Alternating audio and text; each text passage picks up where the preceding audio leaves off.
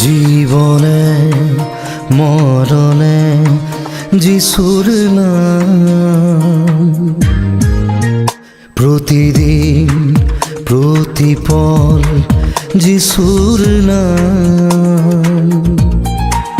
তুমি এই যা জীবন, তোমাতেই পরিত্রাণ, অর্পিল মন প্রাণ। জীবনে মরণে যিশুর নাম।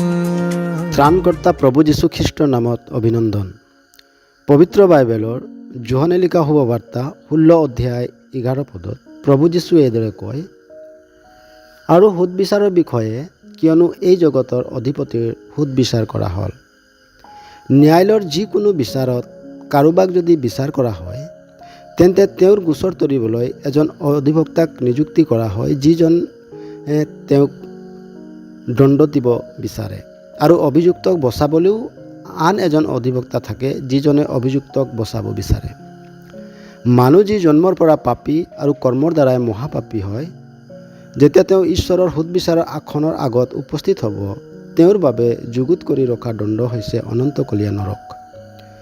এই দণ্ডৰ পৰা বচাবলৈ প্ৰভু যীশু মানৱ ৰূপ ল'লে আৰু মানুহৰ পৰিৱৰ্তে সেই দণ্ডক নিজে বহন কৰিলে।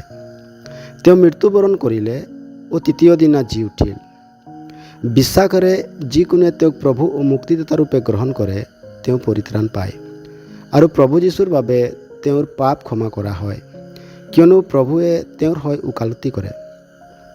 কিন্তু যিকোনোৱে তেওঁক বিশ্বাস নকৰে, তেওঁৰ সুদবিচাৰ কৰা হ'ব আৰু দোষী বুলি প্ৰমাণিত হ'ব, কিয়নো তেওঁ ঈশ্বৰপুত্ৰ প্ৰভু যীশুক বিশ্বাস কৰা নাই আৰু তেওঁক সহজ্ঞান কৰিছে।